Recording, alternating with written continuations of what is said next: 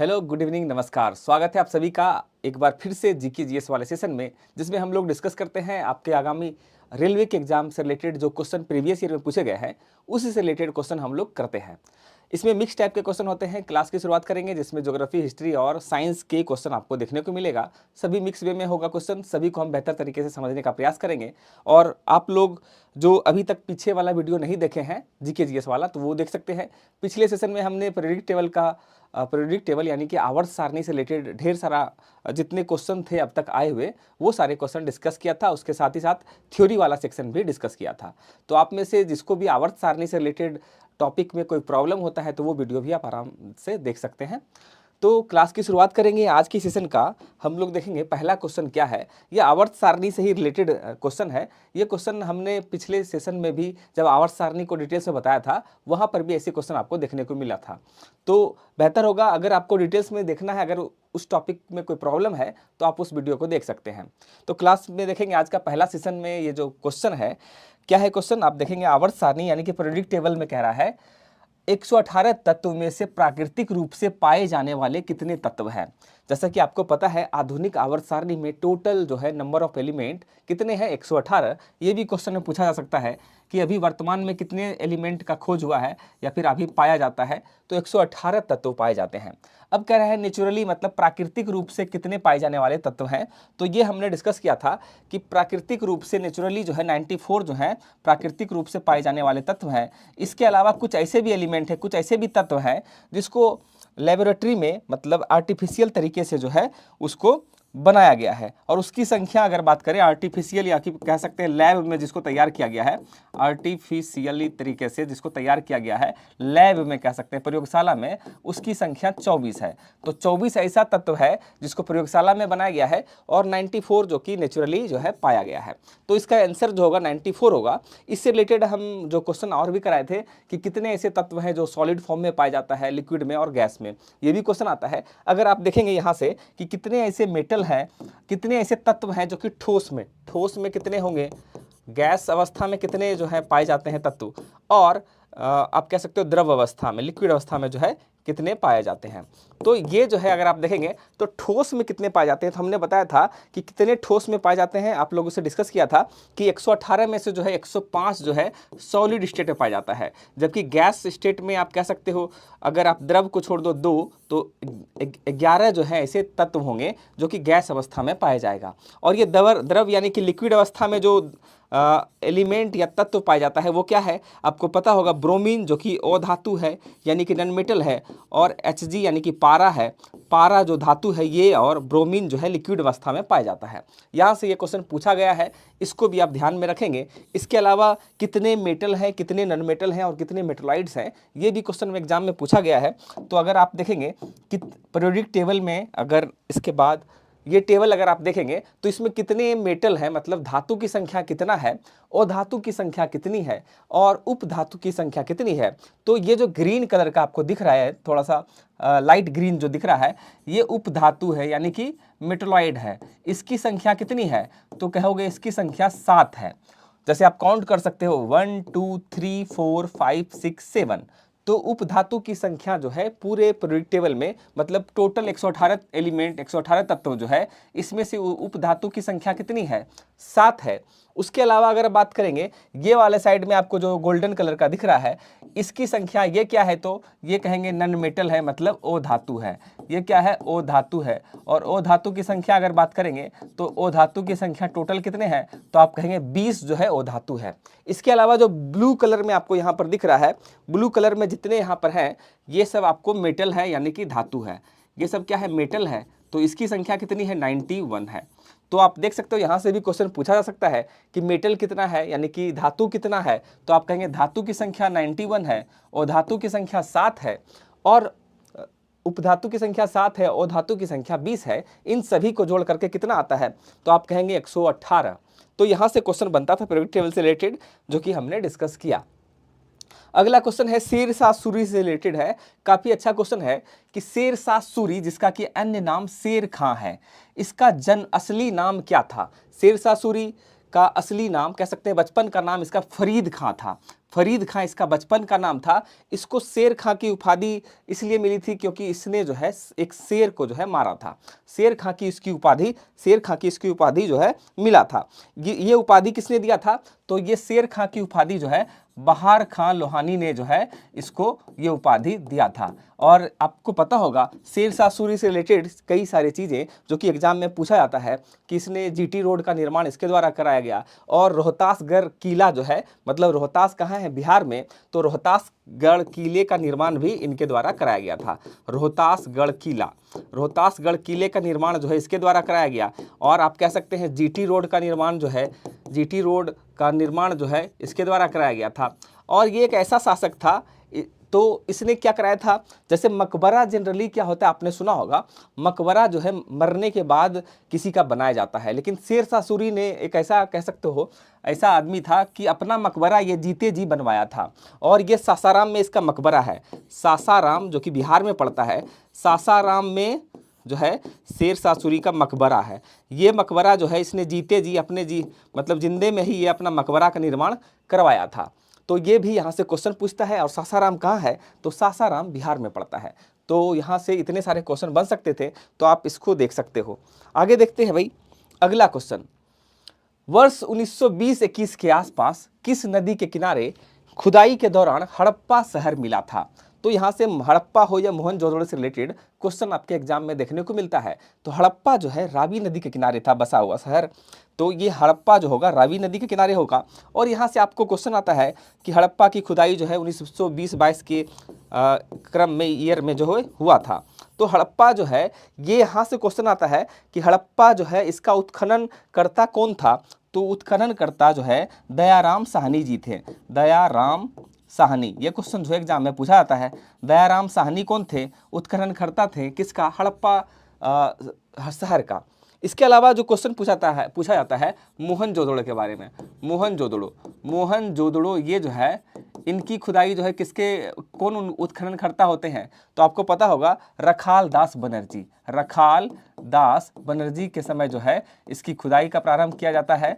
और यह किस नदी के किनारे है? मोहनजोदड़ो जो है सिंधु नदी के किनारे, आप कहेंगे सिंधु नदी। जैसे कि यह रावी नदी है, वैसे मोहनजोदड़ो सिंधु नदी के किनारे जो है बसा एक शहर था।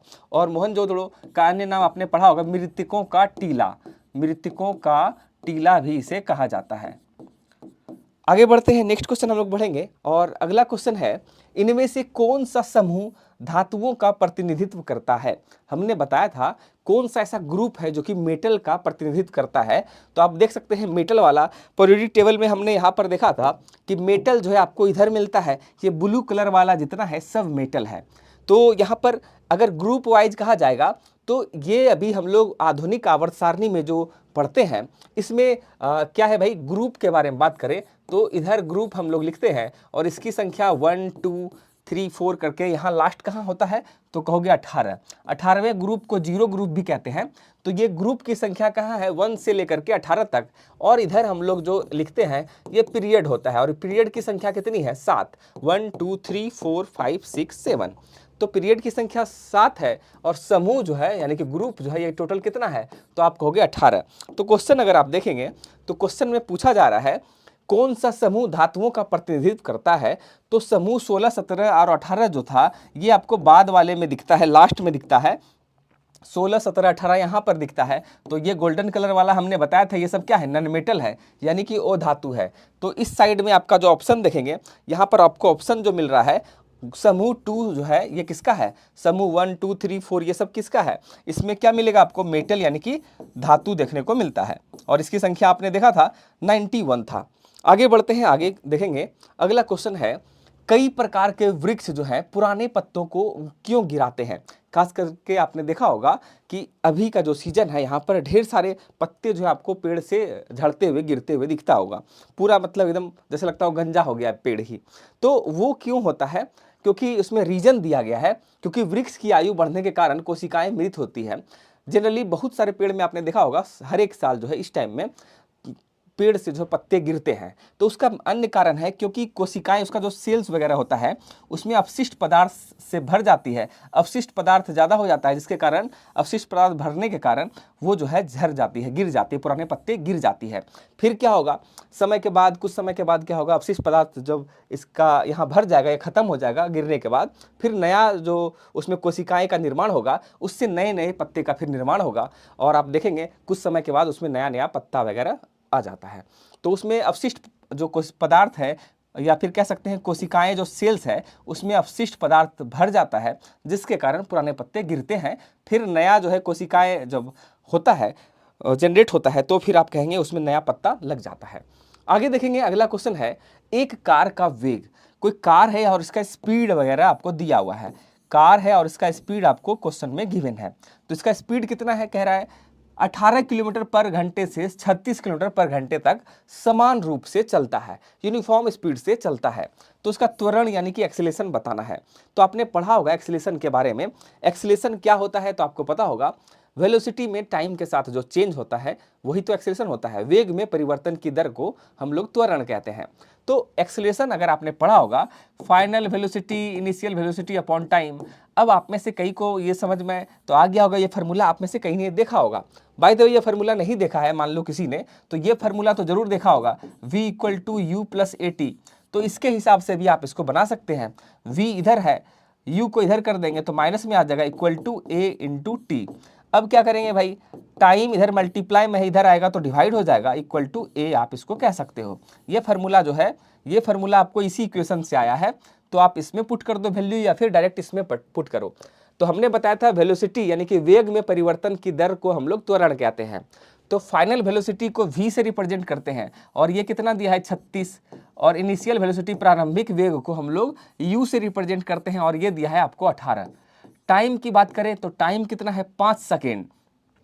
अब ध्यान देने वाला चीज ये है कि यहाँ पर आपको आवर में स्पीड दिया है और यहाँ टाइम जो है सेकेंड में है। तो हम लोग क्या करेंगे भाई, किलोमीटर पर आवर को जब आप चेंज करते हो, किलोमीटर पर आवर को जब आप मीटर पर सेकेंड में चेंज करते हो, तो उस दशा में हम लोग 5/18 से इसको गुना करते हैं।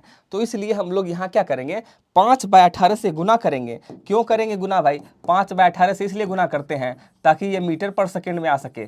तो अब इसको हम लोग कैलकुलेट करेंगे, 36 में से 18 माइनस होगा तो आप कहेंगे 18 बचेगा, और नीचे कितना है 5 है, और इसको 5/18 से गुना करेंगे, सब आपस में कटेगा मरेगा, तो बचेगा क्या भैया 1, और 1 मीटर पर सेकेंड स्क्वायर इसका आंसर हो जाएगा।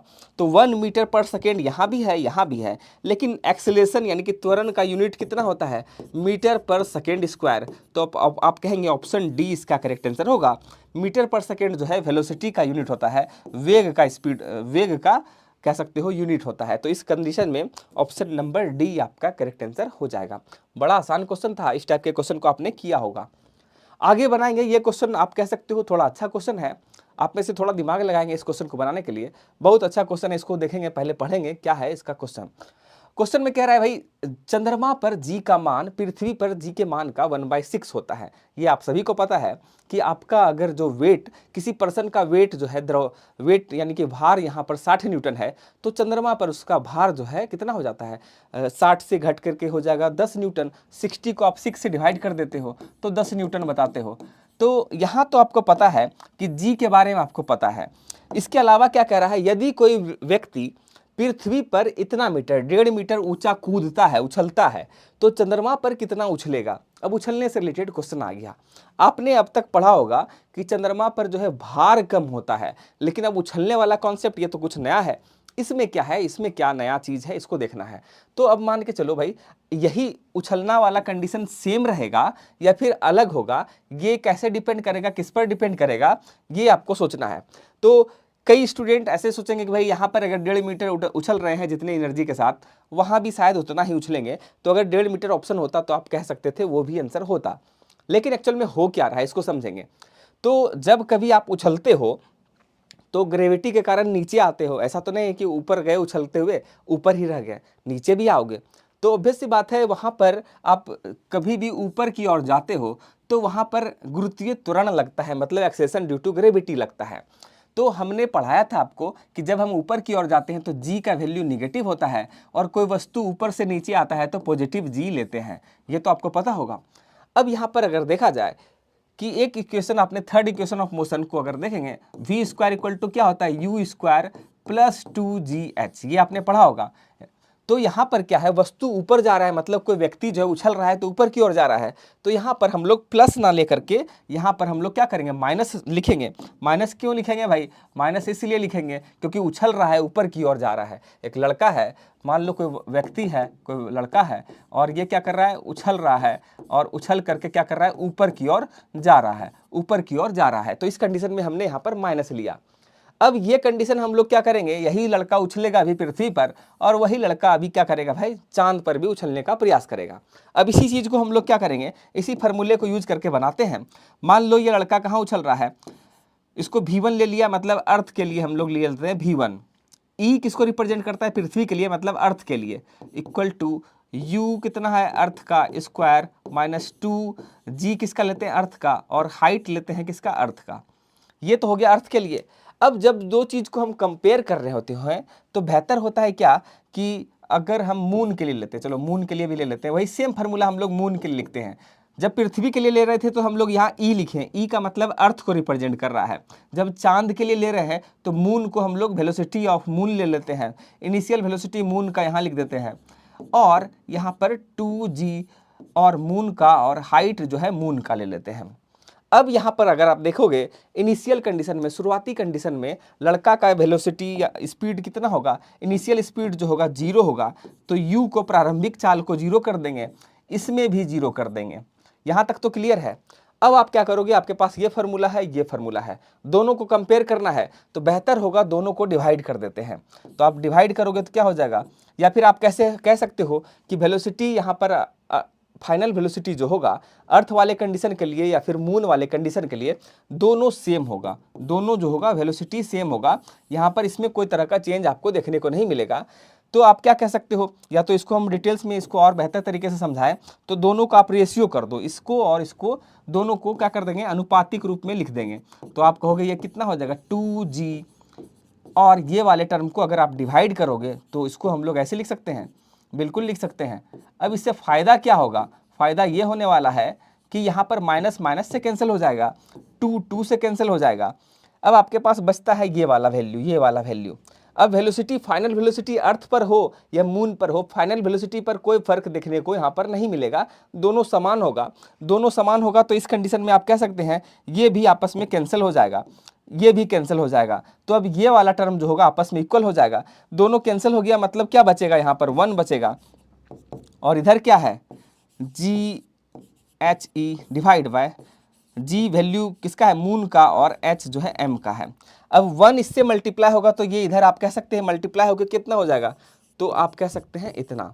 तो ये मैं इसको डिटेल्स में बना रहा हूँ, जब ऐसे क्वेश्चन आएंगे तो आपको सिर्फ इतना लिखना है, सिर्फ इतना लिखना है। मतलब जितना जी का मून का होगा, चांद का जितना जी का एक्सेशन ड्यू टू ग्रेविटी यानी गुरुत्वीय त्वरण होगा, चांद का गुरुत्वीय त्वरण हाइट के साथ मल्टीप्लाई करो, पृथ्वी का गुरुत्वीय त्वरण हाइट के साथ मल्टीप्लाई करो, वो सब नहीं करना है आपको, बस इतना करना है।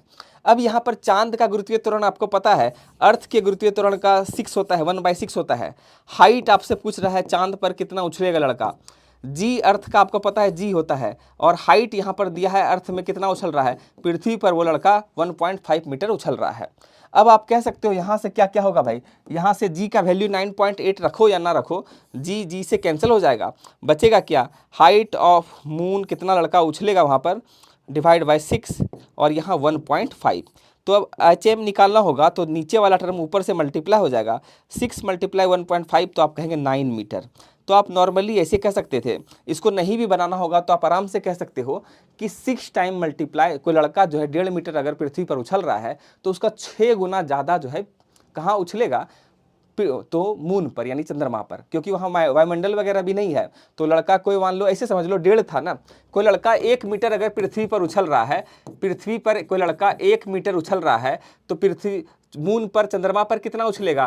तो आप कहेंगे 6 मीटर उछलेगा। कहाँ पर? मून पर। 6 गुना कर देना है बस, फार्मूला वगैरह छोड़ दो, बस 6 गुना ज़्यादा उछलता है, ये आपको याद रखना है। अब जैसे ही पृथ्वी पर कितना मीटर दिया है, वो वैल्यू दिया होगा 1 मीटर, 2 मीटर, 5 मीटर, 10 मीटर, उसका 6 गुना आपको कर देना है, मल्टीप्लाई बस 6 से कर देना है। बाकी ये कैसे बना था वो हमने बताया, वैसे आपको ज़रूरत नहीं है इतना सब चीज़ करने का, बस आपको क्वेश्चन में क्या करना है, 6 से गुना कर देना है। जितना वैल्यू गिवन होगा पृथ्वी पर कितना उछलता है, उसको 6 से गुना करना है। आगे देखते हैं भाई अगला क्वेश्चन।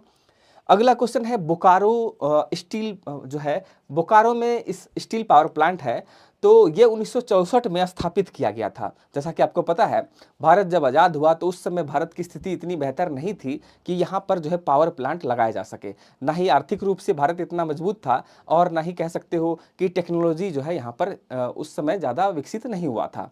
तो उस समय जो है कई सारे कंट्री है जो कि अपने देश में कई सारे पावर प्लांट लगाने में हेल्प किया था। तो जैसे कि बोकारो में स्टील प्लांट हो, या फिर राउरकेला में हो, भिलाई में हो, तो कई जगह जो है अलग अलग देश के द्वारा, खास करके रसिया के द्वारा, या फिर ब्रिटेन के द्वारा, या फिर जर्मनी के द्वारा जो है पावर प्लांट जो है भारत में स्टैब्लिश किया गया। तो उसी में से कह रहा है बोकारो पावर प्लांट के बारे में पूछा जा रहा है। तो 3-4 पावर प्लांट जो है आपके एग्जाम में रेगुलर जो है क्वेश्चन में पूछे जाते हैं, वो चारों पांचों हम लोग क्या करते हैं, यहाँ पर लिख देते हैं, जिससे क्या होगा, आप इसके बारे में बता सकते हो कि ऐसे क्वेश्चन अगर आपके एग्जाम में आएंगे तो आप इसको आराम से बना पाओगे। तो इसके बारे में बताना है क्या इसका करेक्ट आंसर होगा। किसी को पता है तो बताएंगे। बोकारो स्टील पावर प्लांट क्या हो जाएगा, इसका किसके सहयोग से बना था? तो ये सोवियत संघ यानी कि रसिया के हेल्प से बना था। तो इसका ऑप्शन नंबर ए इसका करेक्ट आंसर हो जाएगा। बोकारो पावर प्लांट जो है किसके हेल्प से बना था? तो रसिया के हेल्प से बना था। इसका करेक्ट आंसर जो होगा रसिया, इसका करेक्ट आंसर हो जाएगा। इसके अलावा बोकारो स्टील पावर प्लांट के अलावा इस्पात है, मतलब स्टील पावर प्लांट है। इसके अलावा भिलाई में भी जो है इसके द्वारा एक पावर प्लांट लगाया गया था रसिया के द्वारा। भिलाई में भी जो है रसिया के द्वारा एक पावर प्लांट लगाया गया था। जैसे आप इस सोवियत रूस या फिर संघ कह सकते हो, या फिर रूस कह सकते हो, आप रूस भी ऑप्शन में होगा तो भी आप कह सकते हो, यही इसका ऑप्शन होता। तो रसिया हो गया। भिलाई पावर प्लांट में कौन हेल्प किया था बनाने में, वहाँ पर इस्टेब्लिश करने में? रसिया। और बोकारो के लिए भी रसिया का हेल्प जो है अपने देश को मिला था। इसके अलावा जो एग्जाम में पूछा जाता है और क्वेश्चन आपके एग्जाम में, वो कौन सा पूछा जाता है? दुर्गापुर के बारे में बताना है। दुर्गापुर आपको पता है, दुर्गापुर में भी स्टील पावर प्लांट है। और दुर्गापुर कहाँ है, आप में से किसी को पता है तो बताएंगे।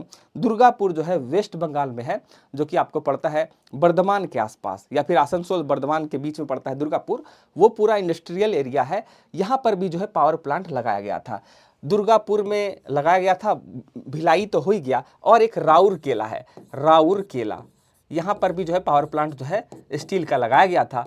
ये आपको बताना है, राउरकेला और दुर्गापुर। ये एग्जाम में कई बार पूछा जाता है। अपने अगर प्रीवियस ईयर के क्वेश्चन पढ़े होंगे तो उसमें आपको कई बार देखने को मिला होगा, भिलाई का, राउरकेला का, या फिर आप कह सकते हो बोकारो का, या फिर दुर्गापुर का। ये जो है एग्जाम में कई बार पूछा गया है, तो इसके बारे में बताएंगे। अगर दुर्गापुर के बारे में बताया जाए तो दुर्गापुर में जो है ब्रिटेन के द्वारा यहाँ पर पावर प्लांट जो है इसके हेल्प के से लगा था। और राउरकेला के बारे में बताया जाए तो राउरकेला जो है जर्मनी की हेल्प से लगाया गया था। यहाँ पर पावर प्लांट जो है इसके हेल्प से भारत में स्टैब्लिश किया गया था। तो ये 4 पावर प्लांट है जो कि आपके एग्जाम में कई बार प्रीवियस ईयर में देखने को मिला होगा। ये मेन इंपॉर्टेंट है, तो आप इसको याद रख सकते हो। आगे देखेंगे भाई अगला क्वेश्चन, मौर्य वंश का अंतिम सम्राट कौन था? मौर्य वंश का अंतिम सम्राट कौन था? इसके बारे में आपने पता होगा, सम्राट अशोक जो है इसी वंश के से बिलोंग करते थे। तो यहाँ पर अगर देखा जाए, चंद्रगुप्त मौर्य जो है इनके प्रथम सम्राट थे, संस्थापक था चंद्रगुप्त मौर्य। चंद्रगुप्त मौर्य जो है इनके संस्थापक थे। और इसके अलावा लेकिन आपसे पूछा जा रहा है अंतिम सम्राट कौन था? तो अंतिम सम्राट जो था कौन था? बृहद्रथ था। बृहद्रथ के बारे में पता होगा, बृहद्रथ जो है इनका अंतिम सम्राट था। लास्ट सम्राट जो है बृहद्रथ इनके थे। इसके बाद आप कह सकते हो शुंग वंश की स्थापना हुई थी। तो यहाँ पर ऑप्शन नंबर सी इसका करेक्ट आंसर हो जाएगा।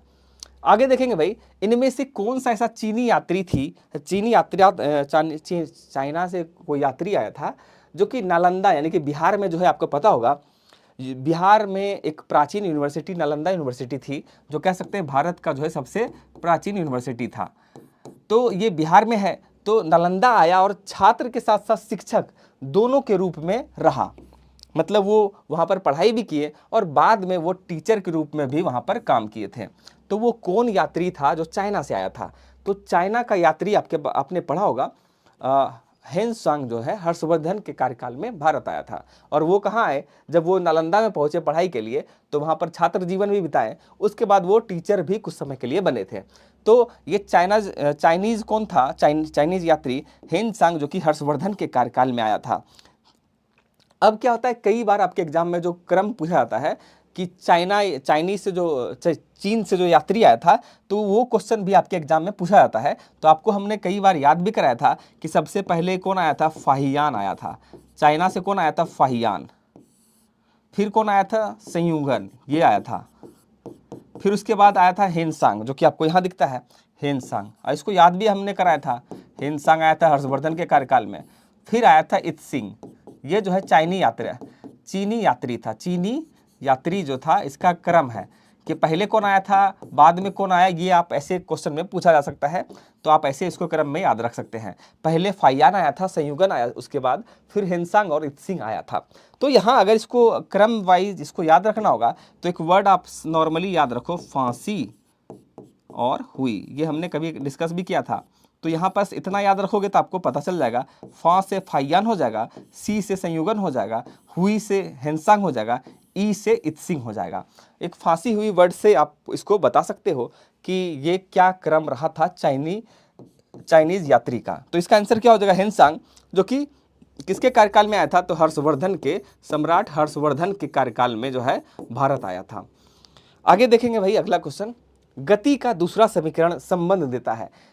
इक्वेशन ऑफ मोशन जो है, इसके बारे में पूछा जा रहा है। तो थ्री इक्वेशन ऑफ मोशन आपने पढ़ा होगा, तो उसमें से सेकेंड इक्वेशन पूछा जा रहा है। सेकेंड इक्वेशन ऑफ मोशन का ग्राफ, या फिर कहता है किसके बीच रिलेशन बनेगा, किसके बीच संबंध बताता है।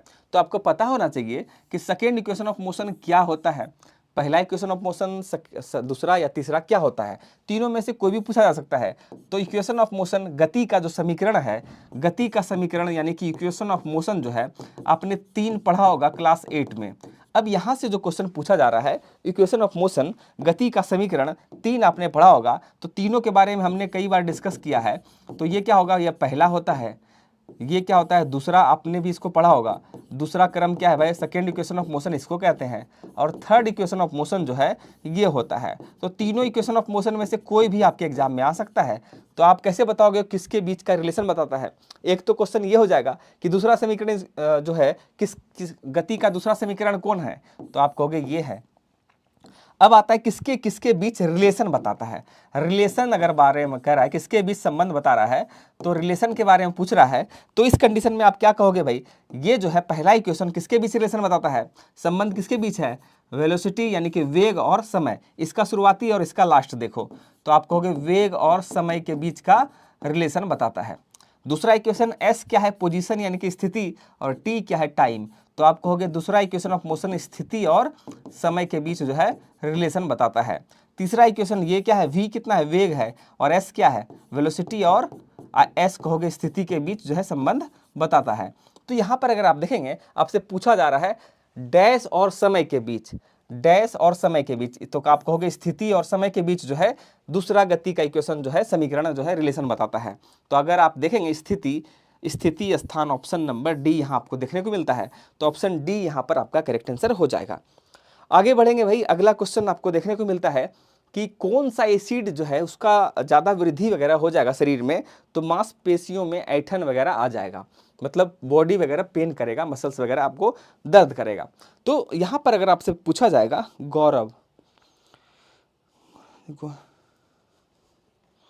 गुड इवनिंग, हाँ, इसके बारे में पूछ रहा है कौन सा एसिड में वृद्धि होने के कारण मांसपेशियों में ऐठन आ जाती है। तो मुख्य रूप से अगर आप बात करें, लैक्टिक एसिड वगैरह ज़्यादा मात्रा में हो जाएगा शरीर में, तो इससे भी मांसपेशी में ऐठन आ सकता है। और ये जो है आपको मुख्य रूप से जैसे खट्टे दूध में या फिर दही में आपको मिलता है लैक्टिक एसिड, तो इसके अधिक होने से आपको मसल्स में ऐठन वगैरह हो सकता है। आगे है घर्षण बल द्वारा यानी कि फ्रिक्शन द्वारा किया गया कार्य क्या होता है। फ्रिक्शन क्या होता है आप सभी को पता होगा। कोई भी वस्तु अगर चल रही होती है तो उसके विपरीत दिशा में एक फोर्स काम करता है और वो होता है घर्षण यानी कि फ्रिक्शन। कोई वस्तु अगर चल रही है, मान लो कोई वस्तु है, ये कोई वस्तु है, इस दिशा में अगर हम फोर्स लगा रहे हैं तो इसके विपरीत दिशा में क्या होगा, इसके विपरीत दिशा में सरफेस पर जो होगा क्या होगा, इस वस्तु और सरफेस के बीच जो होगा फ्रिक्शन यानी कि घर्षण बल काम कर रहा होगा और ये हमेशा इसके विपरीत लग रहा होता है। तो इसके द्वारा कार्य किया गया कैसा होगा, तो हमने आपको कार्य जो है पॉजिटिव वर्क, नेगेटिव वर्क और जीरो वर्क के बारे में बताया था। प्रीवियस सेशन में हमने इसके बारे में डिस्कस किया है। आपको बताया था पॉजिटिव वर्क में क्या होता है, जब बल की दिशा और विस्थापन यानी कि डिस्प्लेसमेंट का डायरेक्शन सेम होगा तो उस कंडीशन में जो होगा वर्क डन क्या होगा, पॉजिटिव होगा। अगर निगेटिव वर्क डन के बारे में पूछा जाएगा तो फोर्स और विस्थापन दोनों अगर अपोजिट डायरेक्शन में होगा, विपरीत दिशा में, तो उस कंडीशन में निगेटिव वर्क डन होगा। तो इस क्वेश्चन में अगर आप देखें घर्षण बल मतलब फ्रिक्शन के बारे में पूछा जा रहा है तो फ्रिक्शन जो होगा अपोजिट डायरेक्शन में लगता है विस्थापन के, तो यहाँ पर कह सकते हैं निगेटिव वर्क डन होगा। निगेटिव क्या मतलब है, हमेशा ऋणात्मक जो है यहाँ पर वर्क डन, कार्य कैसा होगा तो आप कहोगे निगेटिव होगा। और जीरो वर्क डन कब होता है, जीरो वर्क डन कब होगा, जब विस्थापन और फोर्स की दिशा जो होगा आपस में 90 डिग्री का कोण बनाएगा, तो इस कंडीशन में क्या होगा, वर्क डन जो है किया गया कार्य जो होगा शून्य हो जाएगा। आगे क्वेश्चन केमिस्ट्री से रिलेटेड है, इसके बारे में बताएंगे। केमिस्ट्री से रिलेटेड क्वेश्चन आपके एग्जाम में पूछे जाते हैं और अच्छा क्वेश्चन है कि एल्केन, ये तो बेसिक क्वेश्चन है, इसके बारे में बताना है। एल्केन की सही सजातीय श्रेणी, सजातीय मतलब आप कह सकते हो एक ही श्रेणी का है, तो एक ही कैटेगरी का है, इसके बारे में बताना है। एल्केन के बारे में तो आपने पढ़ा होगा, एल्केन के बारे में क्या भाई कि एल्केन का सामान्य फार्मूला आपने पढ़ा होगा CnH2n+2। ये किसके लिए है तो आप कहोगे एल्केन के लिए। ये किसके लिए है तो आप कहोगे एल्केन के लिए। इसके अलावा आपने पढ़ा होगा एल्कीन के लिए, एल्कीन के लिए आपने क्या पढ़ा होगा, इसमें नॉर्मली आपने पढ़ा होगा CnH2n। और अल्काइन के लिए आपने क्या पढ़ा होगा, अल्काइन के लिए क्या होता है सामान्य सूत्र, तो इसके लिए सामान्य सूत्र होता है CnH2n-2। अब यहाँ पर जो नया चीज़ है इससे रिलेटेड क्वेश्चन बनता है, इसमें आपको सिंगल बॉन्ड देखने को मिलेगा, यहाँ पर डबल बॉन्ड और अल्काइन में ट्रिपल बॉन्ड फॉर्म होता है। तो अगर हम इस ऑप्शन में कह रहा है एल्केन का सही सेम कैटेगरी वाला श्रेणी चुनना है, तो यहाँ पर अगर आप देखेंगे तो ये है 1, अगर कार्बन यहाँ पर n का वैल्यू 1 लेंगे तो यहाँ पर 1 पुट करो, ये 4, ठीक है, ये सही है। इसमें अगर n का वैल्यू 3 पुट करेंगे तो 3 दूना 6 2 8, ये भी सही है। लेकिन यहाँ पर कह रहा है सही सजातीय क्रम बताना है, पहले 1 वाला देखो, फिर 2 वाला, फिर 3 वाला, फिर 4 वाला, ये हमें करना पड़ेगा। तो यहाँ पर अगर आप देखेंगे तो ये तो पहला नहीं है क्योंकि 1 के बाद 2 आना चाहिए था। अब 1 वाला ठीक है, 2 2 गुना 4, तो ये वाला फार्मूला यूज होता है, यहाँ पर 2 गुना हो गया क्योंकि 2 तो ऐड हुआ नहीं, तो ये अल्केन ग्रुप का ये तो है नहीं, तो ये भी गलत हो गया। अल्केन ग्रुप का ये भी नहीं होगा क्योंकि यहाँ डायरेक्ट 2 गुना हो गया, तो ये भी नहीं होगा। अगला हम आते हैं, यहाँ पर जब n का वैल्यू 1 पुट करते हैं, n का वैल्यू यहाँ अगर 1 रखेंगे तो ये कितना हो जाएगा, 2 गुना 1 2 + 2 4, ये ठीक है। फिर n का वैल्यू जब 2 रखेंगे तो ये हो जाएगा 2 गुना 2 4 और 2 6, ये सही है। 3 रखने पर 6 2 8, ठीक है, और ये भी सही है। मतलब ऑप्शन डी इसका करेक्ट आंसर होगा। सजातीय श्रेणी सेम श्रेणी का जो है ऑप्शन नंबर डी यहाँ पर आपको देखने को मिलता है और ऑप्शन नंबर डी यहाँ पर अल्केन ग्रुप का सही था आंसर। अगर इसके बारे में पूछा जा रहा है आधुनिक आवर्त सारणी, आधुनिक आवर्त सारणी किसने दिया था, तो हमने बताया था मोसले के द्वारा आधुनिक आवर्त सारणी दिया गया था। और ये किसके आधार पर अरेंज किया है, आधुनिक आवर्त सारणी में जो एलिमेंट को अरेंज किया गया है वो एलिमेंट को उसके परमाणु क्रमांक यानी कि एटॉमिक नंबर के बेस पर उसको अरेंज किया गया है। एटॉमिक नंबर बढ़ते हुए परमाणु क्रमांक के बेस पर, एटॉमिक नंबर यानी कि परमाणु क्रमांक, ये हमने प्रीवियस सेशन में हम आप सभी को बताया था। एक स्पेशल सेशन था जो कि 3 घंटे का है पीरियोडिक टेबल का, उसमें हमने डिटेल्स में बताया था कि डोब्रेनर का ट्रायड रूल क्या है, त्रिक नियम, या फिर न्यूलैंड्स का रूल क्या है, या फिर मेंडलीफ का क्या नियम था। तो यहाँ पर पूछा जा रहा है आधुनिक आवर्त सारणी के पहले और दूसरे समूह को क्या कहा जाता है। तो अगर आप पीरियोडिक टेबल देखते हैं, ये आवर्त सारणी है। अब यहाँ पर अगर आप देखेंगे, हमने बताया था ये पहला ग्रुप है, ये दूसरा ग्रुप है, ये तीसरा है, चौथा है, पांचवा है, और ये लास्ट आपको यहाँ पर 18 दिखता है। टोटल ग्रुप यानी कि समूह की संख्या कितना है, तो आप कहेंगे 18 टोटल ग्रुप है। अब यहाँ पर जो है क्वेश्चन कह रहा है पहले और दूसरे समूह को क्या कहते हैं। पहला और दूसरा समूह कौन सा है भाई, तो पहला समूह आपको ये दिख रहा है, पहला समूह जो है, पहला ग्रुप आपको यहाँ से यहाँ तक दिख रहा है, और दूसरा ग्रुप जो है ये आपको दिख रहा है। तो कह रहा है इसको हम लोग क्या कहते हैं, तो ये ब्लॉक में है। तो आपको पता है पीरियोडिक टेबल को, ये आवर्त सारणी को 4 आवर्त में जो है 4 ब्लॉक में जो है बांटा गया है। 4 ब्लॉक कौन कौन सा है, तो आपने पढ़ा होगा S block, P block, D block, F block. तो यहाँ पर अगर हम लिख देते हैं तो ये जो है आपको पूरा जो है आपको दिख रहा है, ये वाला सेक्शन, ये वाला सेक्शन जो है ये कौन सा ब्लॉक है, तो ये एस ब्लॉक है। ये जो है कौन सा ब्लॉक है, एस ब्लॉक है। इसके अलावा अगर आप बात करेंगे तो यहाँ पर ये वाला जो सेक्शन दिख रहा है ये पी ब्लॉक है। पी ब्लॉक जो है ये वाला है। एस पी के बाद ये वाला जो सेक्शन आपको दिख रहा है यहाँ से यहाँ तक, यहाँ से यहाँ तक जो आपको दिख रहा है ये कौन सा ब्लॉक है, तो आप कहेंगे ये डी ब्लॉक है, ये डी ब्लॉक है। और चौथा लास्ट में आपको जो ब्लॉक दिख रहा है नीचे, लेंथेनाइड और एक्टिनाइड सीरीज वाला, ये जो है एफ ब्लॉक है। ये कौन सा ब्लॉक है, एफ ब्लॉक है। और प्रीवियस सेशन में हमने बताया था किस ब्लॉक में कितने कितने एलिमेंट हैं, ये सब हमने डिस्कस पीरियोडिक टेबल का जब सेशन स्पेशल लिया था, उसमें हर एक क्वेश्चन आपको डिटेल्स में बताया था। तो यहाँ पर आप देख सकते हैं 4 ब्लॉक है। क्वेश्चन में पूछा जा रहा है कि पहला और दूसरा ब्लॉक वाले को कौन सा ब्लॉक कहते हैं, तो आप कहोगे एस ब्लॉक कहते हैं। तो यहाँ पर एस ब्लॉक इसका करेक्ट आंसर हो जाएगा, क्योंकि कह रहा है पहले और दूसरे समूह को कहा जाता है, तो एस ब्लॉक कहा जाता है। आगे देखेंगे भाई अगला क्वेश्चन। कुछ इंपॉर्टेंट क्वेश्चन ये आपको कराया था उस दिन भी, यहाँ से क्वेश्चन आते हैं, इसको एक बार वन लाइनर के फॉर्म में देख सकते हैं। वो सेशन आप में से कोई नहीं देखे थे, तो ये वाला यहाँ से भी इंपॉर्टेंट क्वेश्चन है कि यहाँ वन लाइनर के फॉर्म में कुछ इंपॉर्टेंट क्वेश्चन है कि सबसे भारी धातु कौन है, तो ऑस्मियम है। सबसे कठोर धातु कौन है, तो आप कहेंगे प्लेटिनम है। विद्युत का सुचालक कौन सा धातु है, नॉन मेटल है, तो आप कहेंगे ग्रेफाइट ऐसा धातु है जिससे कि करंट फ्लो हो सकता है। सबसे अधिक गलनांक वाला मेल्टिंग पॉइंट जो है किसका सबसे अधिक होगा, तो आप कहेंगे टंगस्टन, जिसका यूज हम लोग किस में करते हैं, यूज हम लोग बल्ब के फिलामेंट में करते हैं, क्योंकि इसका मेल्टिंग पॉइंट जो है बहुत ही ज़्यादा होता है। बहुत ही ज़्यादा से मतलब है इसको अप्रॉक्स जो है 3400 डिग्री सेंटीग्रेड के बाद ही ये जो है पिघलेगा। तो आप जो है इसके बारे में भी जान सकते हैं। सबसे कम त्रिज्या मतलब साइज जो है किसका कम होगा, तो हीलियम का जो होगा। कौन सा एलिमेंट है जिसका रेडियस सबसे कम है, तो आप कहेंगे हीलियम। और सबसे अधिक विद्युत चालकता किसमें होगा, तो आप कहेंगे Hg, पारा। मिट्टी के तेल में रखे जाने वाला तत्व कौन सा है, सोडियम पोटेशियम। ये क्या होता है, एयर में जैसे रखेंगे हवा में ये बर्न हो जाएगा, जल जाएगा, ये भी आपने पढ़ा होगा। सबसे अधिक क्रियाशील कौन सा है, तो पोटेशियम है। सबसे हल्का तत्व कौन सा है, यहाँ पर क्या है क्वेश्चन जो पूछा जाता है, सबसे हल्का तत्व पूछेगा तो आप कहेंगे हाइड्रोजन, और सबसे हल्का धातु बोलेगा तो आप कहेंगे लिथियम। मतलब सबसे हल्का मेटल कौन सा हो जाएगा, तो कहेंगे लिथियम। और सबसे हल्का एलिमेंट अगर पूछेगा, एलिमेंट पूछेगा तो आप कहेंगे हाइड्रोजन। तो यहाँ पर अगला क्वेश्चन है द्रव अवस्था में पाए जाने वाला धातु, तो आप कहेंगे पारा।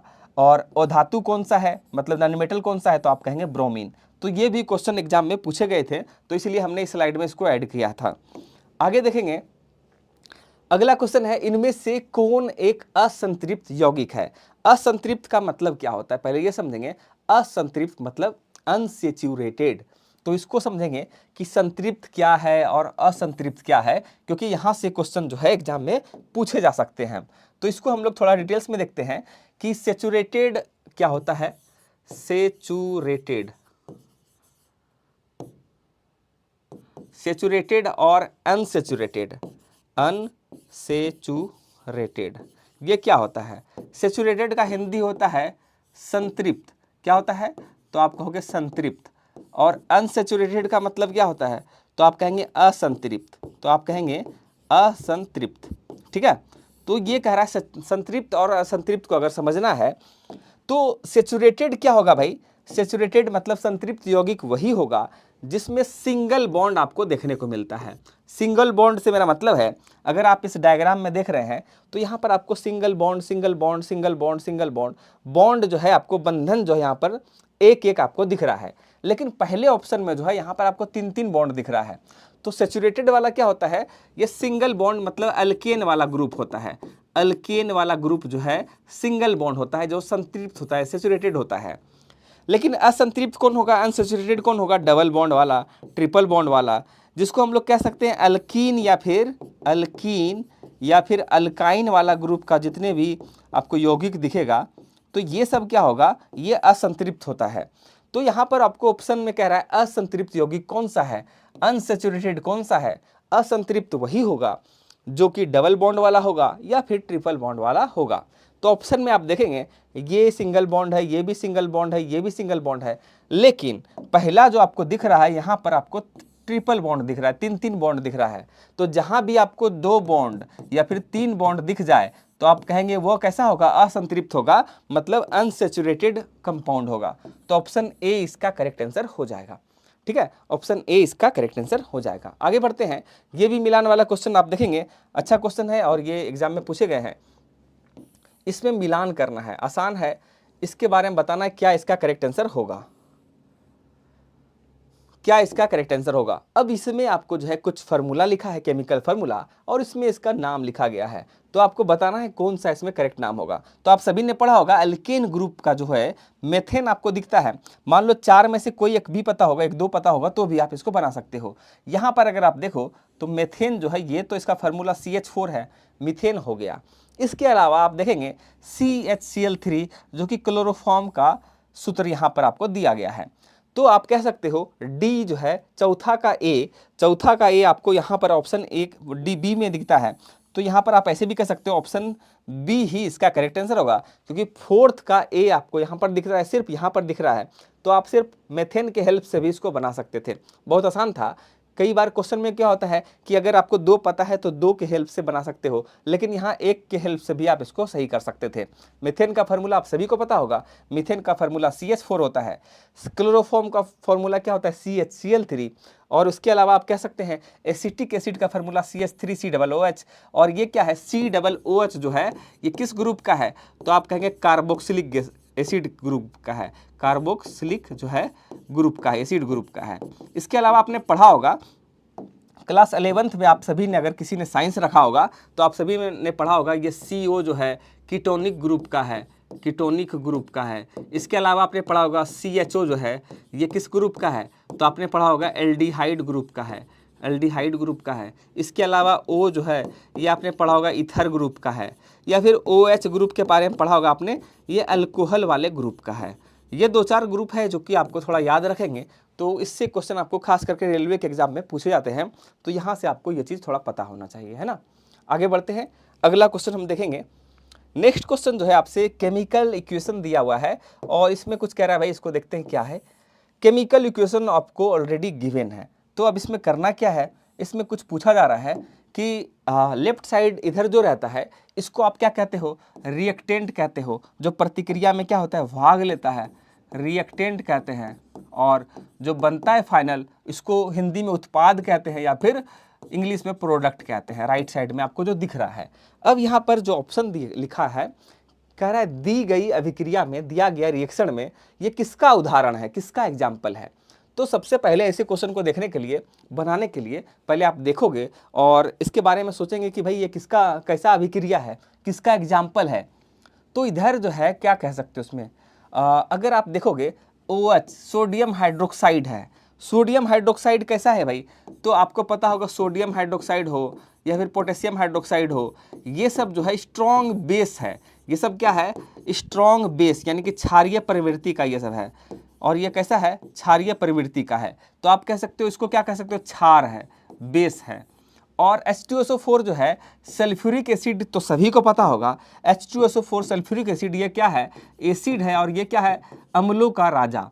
जैसे फलों का राजा आप कहते हो आम को, वैसे ही अम्लों का राजा क्या है, एसिड H2SO4 है। तो एसिड और बेस जब मिलेगा, एसिड और बेस जब मिलता है, तो आपको हमने बताया था एसिड बेस मिल करके क्या बनता है, तो आपको सॉल्ट बनता है, नमक बनता है, लवण बनता है और वाटर बनता है। और इस अभिक्रिया को अगर आप देखेंगे एसिड बेस, एसिड यहाँ है, बेस यहाँ है, तो ये क्या है आपको फॉर्म करेगा क्या, लवण यानी कि सॉल्ट। और इसके अलावा क्या बन रहा है, H2O बन रहा है। तो ये अभिक्रिया क्या कहलाता है, जब एसिड को बेस के साथ रिएक्शन कराएंगे तो सॉल्ट बनेगा, यानी कि लवण बनेगा, और ये अभिक्रिया को कहते हैं न्यूट्रलाइजेशन रिएक्शन, जिसको कि हम लोग हिंदी में कहते हैं उदासीनीकरण अभिक्रिया। जिसको हिंदी में क्या कहते हैं, उदासीनीकरण अभिक्रिया। उदासीनीकरण अभिक्रिया क्या होगा भाई, जब एसिड को बेस के साथ रिएक्शन कराएंगे तो इस कंडीशन में क्या होगा, सॉल्ट और वाटर बनेगा, और इस रिएक्शन को हम लोग उदासीनीकरण अभिक्रिया यानी कि न्यूट्रलाइजेशन अभिक्रिया कहते हैं।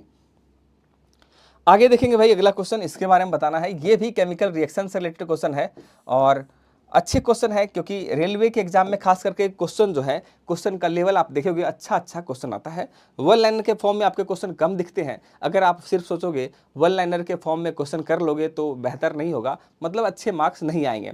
इस बार वैकेंसी कम है तो आप समझ सकते हो कंपटीशन का लेवल थोड़ा अच्छा होगा, और क्वेश्चन तो हमेशा अच्छा पूछा जाता है, न्यूमेरिकल्स होते हैं। और अगर आप सोचोगे सिर्फ लुसेंट पढ़ करके अगर वन लाइनर में आपके मार्क्स आ जाएंगे अच्छे, तो मुश्किल है। इस बार आपको अच्छे स्कोर करने होंगे, इसलिए आपको केमिकल रिएक्शन बेसिक वगैरह भी थोड़ा बहुत पता होना चाहिए। अब इसमें जैसे कह रहा है ब्लीचिंग पाउडर बनाने में शामिल सही रासायनिक अभिक्रिया की पहचान करना है। तो सबसे पहले इस क्वेश्चन को बनाने के लिए अगर आपको ब्लीचिंग पाउडर का केमिकल फार्मूला पता होता तो भी आप इसको बना सकते थे। और इसका क्या आंसर हो जाएगा, आप अगर देखेंगे तो ब्लीचिंग पाउडर जो कि आप कह सकते हो साफ सफाई में, जैसे फर्श गंदा हो गया या फिर पानी कहीं पर आप कह सकते हो कुआं वगैरह में डालना है, कुछ गंदगी है, या फिर नाले में आपने देखा होगा ब्लीचिंग पाउडर वगैरह डालते हैं। तो ये जो है इसका केमिकल फार्मूला आपको पता होना चाहिए। ये कितना होता है, CaOCl2।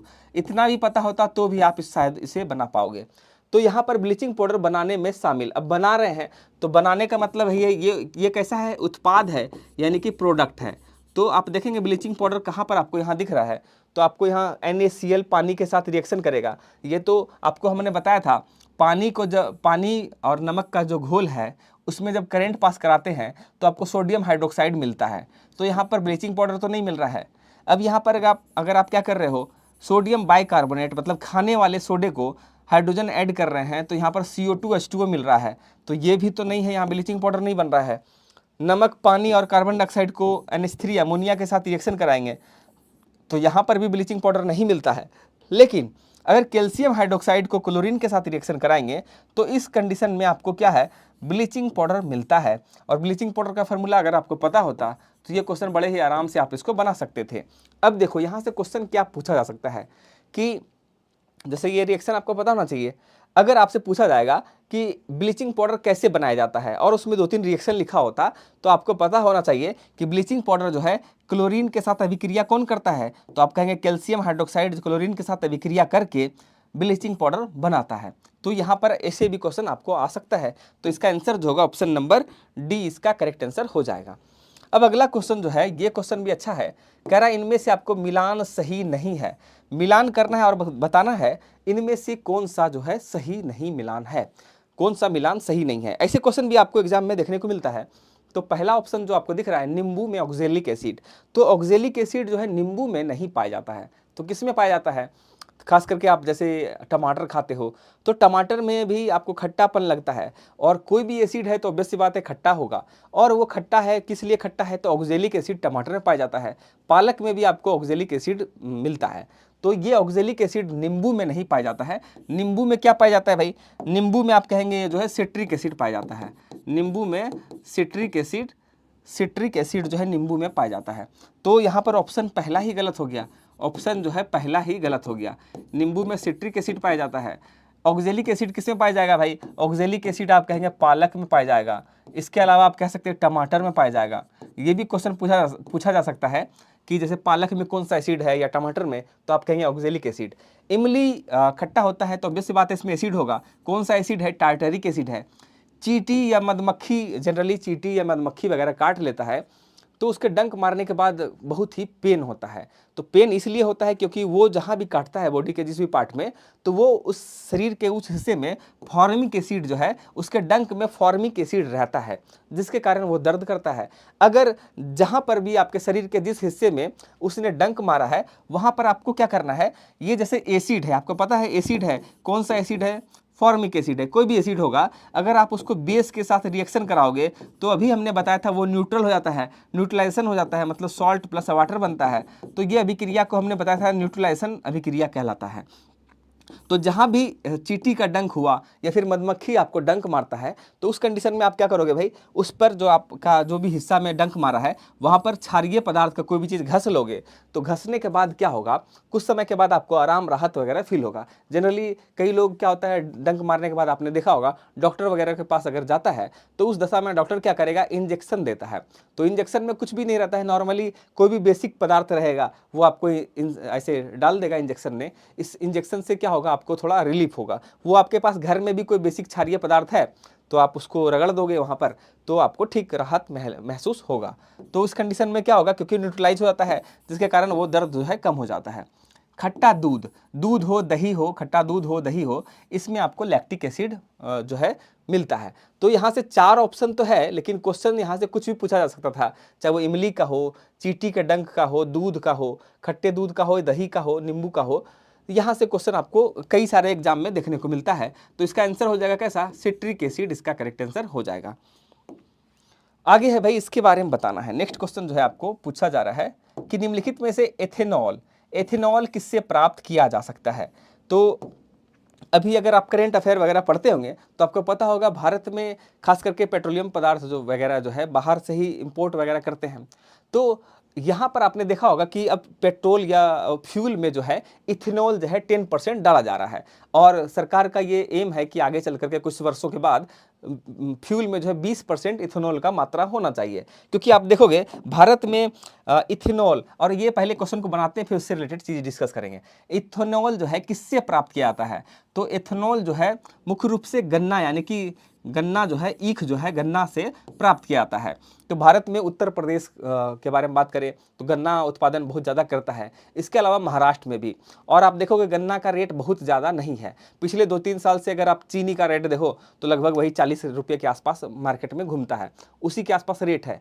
तो अगर भारत में ये गन्ना ज़्यादा हो रहा है, उससे आप कह सकते हो गन्ना से चीनी वगैरह जो भी बनता है, चीनी गुड़ शक्कर जो भी। तो अब अगर इथेनॉल में अगर ये डाला जाने लगेगा तो भारत में क्या होगा, फ्यूल जो भी आ रहा है, इंपोर्ट हो रहा है, उसमें इथेनॉल का मात्रा बढ़ेगा। तो हमारा डिपेंडेंसी जो होगा अदर कंट्री पे घटेगा और यहाँ के किसानों को ज़्यादा से ज़्यादा फायदा होगा। क्योंकि इथेनॉल अगर डाला जाएगा तो गन्ने का खेती तो हो ही रहा है, तो अब किसान को भी अच्छा खासा रेट मिलेगा। और इससे क्या होगा, इससे डिपेंडेंसी भारत का जो होगा अपने स्वदेश वाले प्रोडक्ट पर ज़्यादा हो जाएगा। तो गन्ना जो है मुख्य रूप से कहाँ, इथेनॉल अगर पूछा जाएगा इथेनॉल किससे प्राप्त किया जाता है तो गन्ना से, या फिर आप वो कह सकते हो जैसे महुए, महुआ वर्ड सुना होगा, महुए का जैसे फूल वगैरह है उसमें भी इथेनॉल का मात्रा पाया जाता है, या फिर सोरा में भी पाया जाता है। तो खास करके गन्ना ज़्यादा प्रोडक्ट के रूप में आप कह सकते हैं, गन्ना ज़्यादा उत्पादित किया जाता है भारत में, खास करके विशेष रूप से आप देखोगे यूपी में ज़्यादा होता है और महाराष्ट्र वाले हिस्से में, तो गन्ने का ही यूज करेंगे। अदरवाइज महुए का तो खैर, महुआ जो ताज़ा उसका फूल वगैरह है उससे भी हम लोग एथेनॉल बना सकते हैं। वैसे वो आपने देखा होगा महुए वगैरह का यूज जो है, खास करके उसको अगर सड़ा दिया जाए काफ़ी टाइम का रखने के बाद उसमें नशा आ जाता है और वो कहीं ना कहीं शराब दारू वगैरह बन जाता है। तो उस कंडीशन में वो तो अलग चीज़ हो जाएगा। वैसे गन्ने के रस को भी या फिर किसी ऐसे चीज़ को काफ़ी टाइम तक रखा जाएगा तो अल्कोहल है ना, इथेनॉल है, यानी कि अल्कोहल वाला ग्रुप है, तो वो कहीं ना कहीं शराब बनाने के रूप में इसका यूज किया जाता है।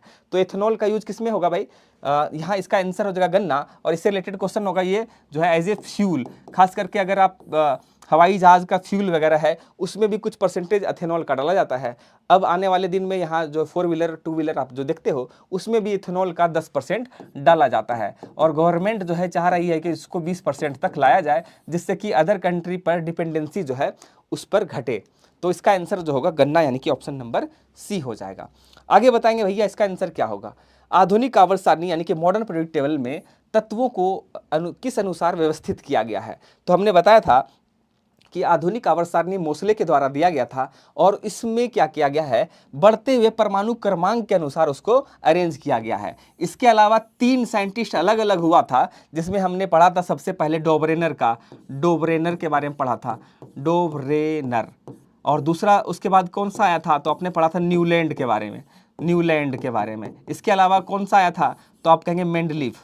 इसके अलावा क्या था, मेंडलीव। तो ये 3 साइंटिस्ट जो शुरू में आया, इस तीनों का गलत थ्योरी हो गया, क्योंकि इसने क्या किया था, सभी को जब टेबल बनाया था उसने इसमें परमाणु भार के अनुसार, परमाणु द्रव्यमान के अनुसार एलिमेंट को यानी कि तत्व को अरेंज किया था। लेकिन अभी जो हम लोग पढ़ते हैं वो बढ़ते हुए परमाणु क्रमांक के अनुसार पढ़ते हैं। जैसे आपने पढ़ा होगा टेबल में, hydrogen, helium, lithium, beryllium, boron, carbon, nitrogen, oxygen, ये सब क्या है, बढ़ते हुए परमाणु क्रमांक के अनुसार है। तो ये जो है आधुनिक आवर्त सारणी जो कि मोसले के द्वारा दिया गया था, ये बढ़ते हुए परमाणु क्रमांक के अनुसार है। तो ये आपका करेक्ट आंसर ए हो जाएगा। आगे देखेंगे भैया, इसका क्वेश्चन बताना है हैलोजन। तो हमने पीरियोडिक टेबल वाले सेशन में आप सभी को बताया था, जो कि 3 घंटे का सेशन था, उसमें ये सब आया था, हैलोजन कौन ग्रुप है, या फिर आप कह सकते हो अक्रिय गैस वाला, या फिर एक था alkaline metal, alkaline earth metal, वो सब हमने डिस्कस किया था। तो हैलोजन ग्रुप के बारे में अगर डिस्कस करें तो पीरियोडिक टेबल अगर आप देखेंगे तो अगर मान लिया जाइए अपना टेबल रहा, ये रहा टेबल, तो यहाँ पर अगर आप देखेंगे ये आपका पीरियोडिक टेबल है जो कि आधुनिक आवर्त सारणी है, जिसमें ये 17वां ग्रुप जो है, जिसमें आपको फ्लोरीन, क्लोरीन, ब्रोमीन, आयोडीन वगैरह दिखता है, जिसको हमने याद कराया था फिर, कल, बाहर, आई, आंटी।